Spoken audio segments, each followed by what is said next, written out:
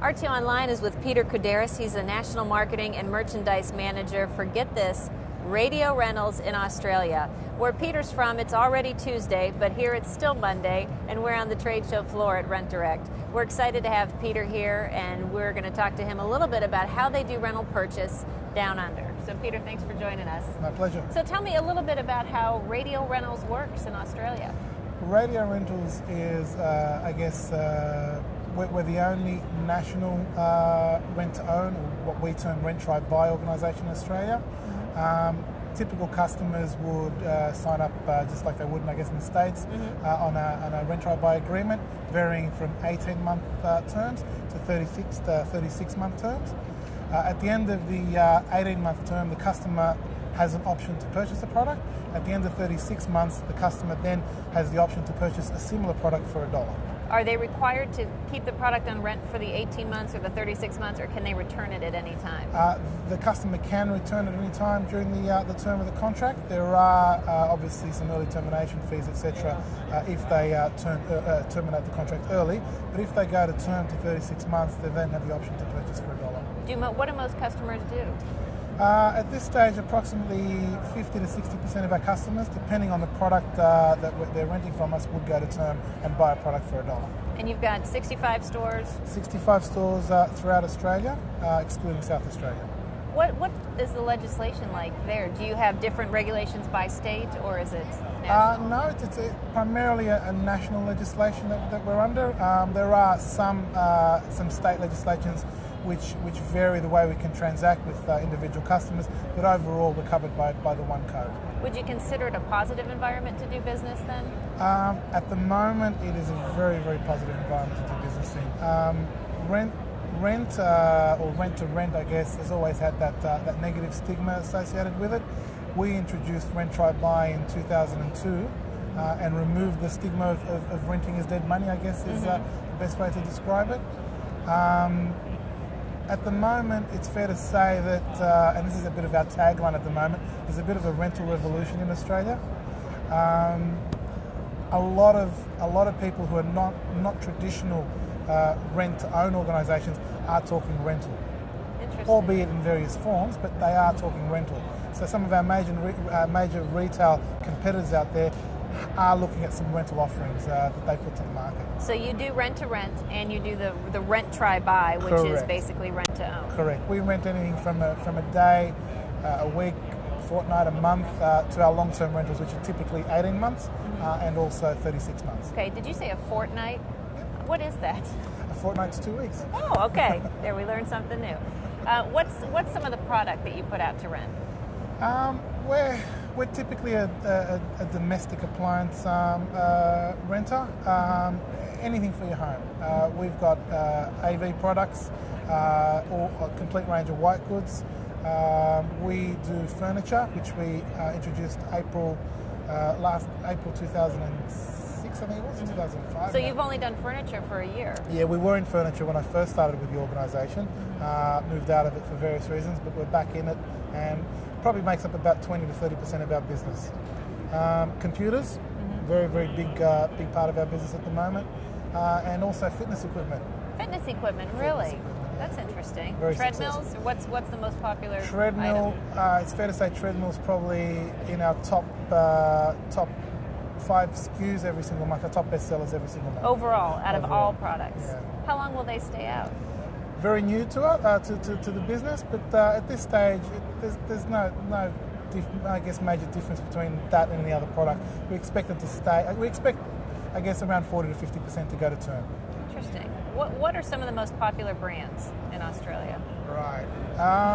For our business, we have very, very strong relationships with NEC Australia for our flat panel technology.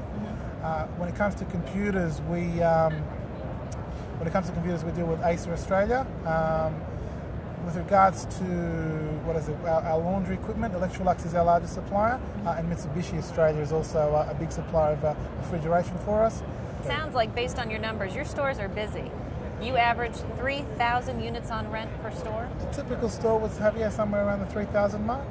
We've got some stores which have in excess of 5,000 units, but Yeah, so I just found out now you guys average around 600 units. So yeah, our stores do get pretty busy out there. So you must be delivering to a much broader geographical area.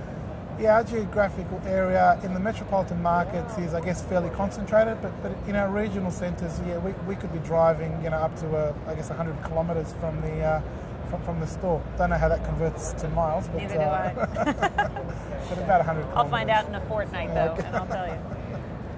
What do rental customers look like in Australia? Is there a certain age or demographic that you go after?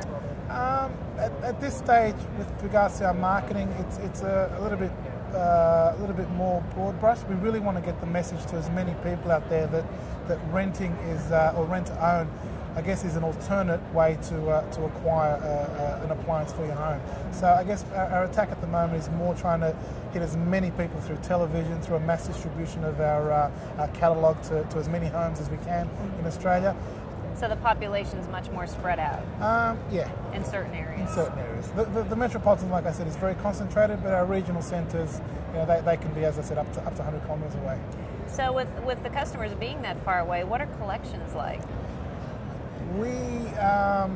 I guess for us, we mitigate the collections issues up front. We're very diligent in the way we assess our customers. We have a scorecard. The scorecard, we hope, in most cases, will address any potential problems down the track. So it's no different to the way we deal with a customer in the metropolitan markets. As soon as the customer doesn't pay for whatever reason, our processes kick into place and we get that customer back on track. Mm-hmm. So a scorecard, is that your term for an application that they fill out up front? Correct. What sort of message do you put out in your marketing? Is it a broad rent, try, buy is the way to go, or do you focus more on radio rentals? Depends on this, I guess, the type of campaign we're going to market with. At the moment, our focus is rent, try, buy and ownership for $1. The reason for that is we are approaching, I guess you guys are starting your football season at the moment. We're approaching the end of it now, and we've got a lot of major sporting events.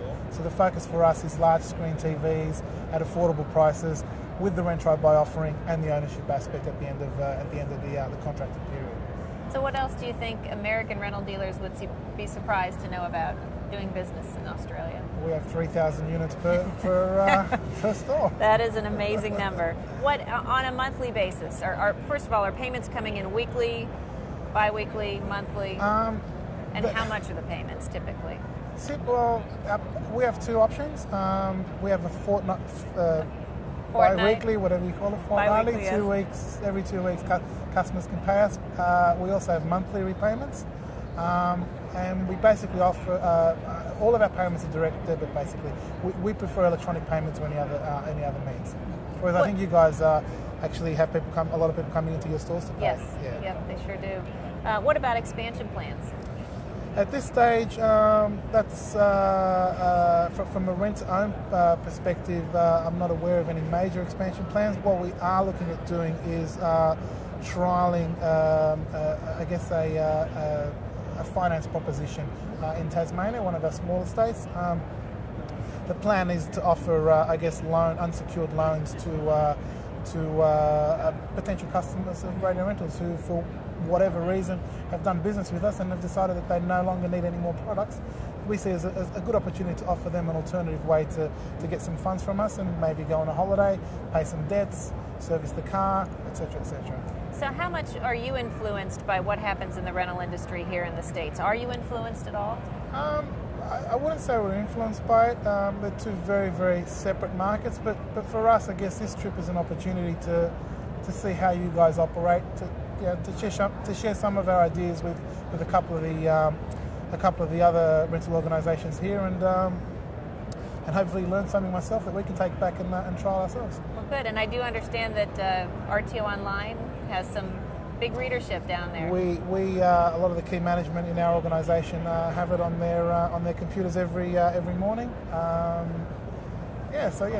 We definitely refer to it regularly. Well, that's good. It's good to know we're global. You are, definitely. Well, Peter, thank you so much for joining us. We really appreciate it. Thank you.